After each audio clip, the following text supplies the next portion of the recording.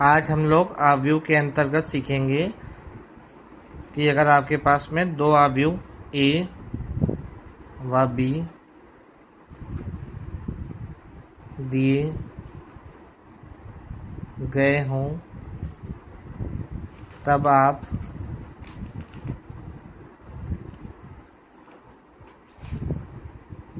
उनकी गुणा कैसे करते हैं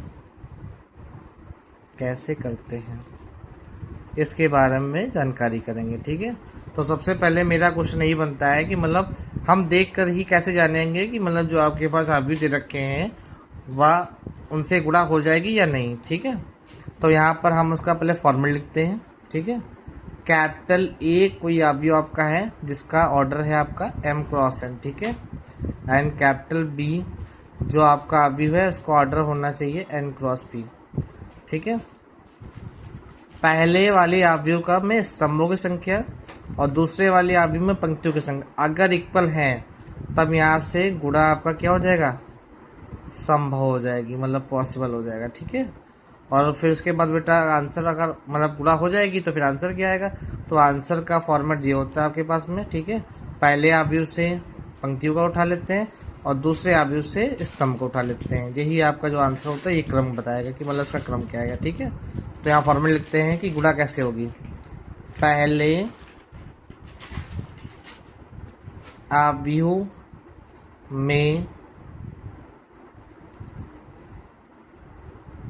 पंक्तियों की संख्या नंबर 1। पहले आव्यूह में पंक्तियों की संख्या, ये गलत हो गया, हमें लिखना है पहले आव्यूह कैपिटल ए में स्तंभों की संख्या, आव्यूह कैपिटल बी में पंक्तियों की संख्या के बराबर है।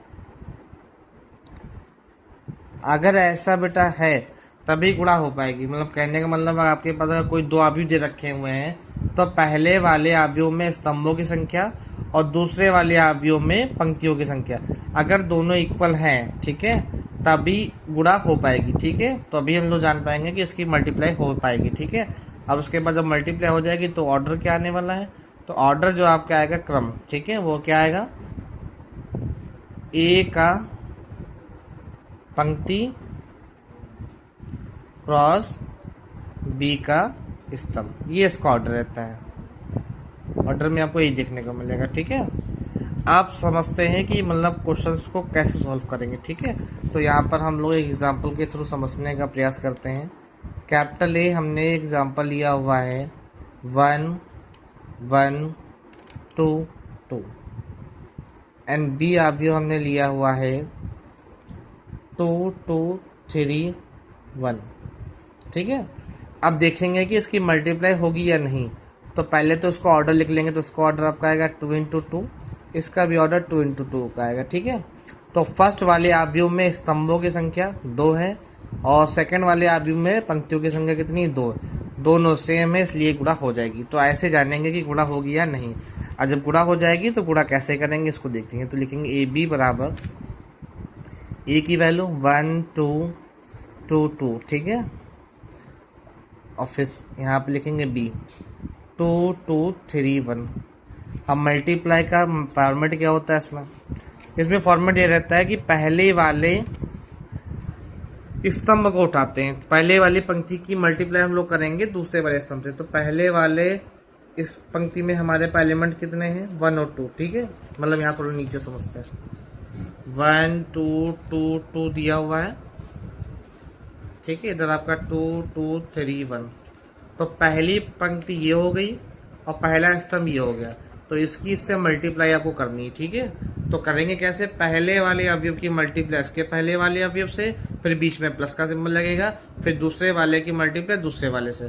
तो 1 की 2 से करेंगे तो कितना आ जाएगा हमारे पास में 2 आ जाएगा, बीच में प्लस लगाएंगे, और फिर 2 की 3 से कराएंगे तो कितना आ जाएगा 6। अब जैसे पहला वाला पूरा कंप्लीट हो गया, 1 की 2 से 2 और 2 की 3 से 6 हो गया। अब इसके बाद पहली पंक्ति की मल्टीप्लाई हम लोग किससे करेंगे, दूसरे स्तंभ से करेंगे, ठीक है। तो 1 की 2 से करेंगे 2 और 2 की 1 से हो जाएगी 2, तो यहाँ आ जाएगा 2 + 2। सेम काम नीचे करेंगे, आप पहली पंक्ति पूरी हो गया, दूसरी पंक्ति को उठाएंगे, दूसरी पंक्ति को उठा करके पहले स्तंभ से मल्टीप्लाई, फिर दूसरे स्तंभ से मल्टीप्लाई, ठीक है।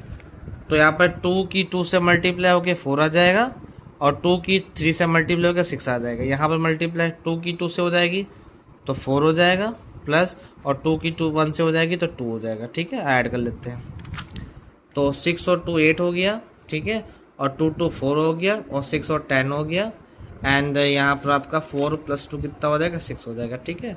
और इसका ऑर्डर कितना हो गया, 2 पंक्तियाँ हैं 2 स्तंभ में, 2 × 2, ये इसका आंसर हो गया, ठीक है। इस प्रकार से मल्टीप्लाई की जाएगी। एक और क्वेश्चन अभी समझाएंगे सेकंड वीडियो में, तब तक कि आप इतना समझें।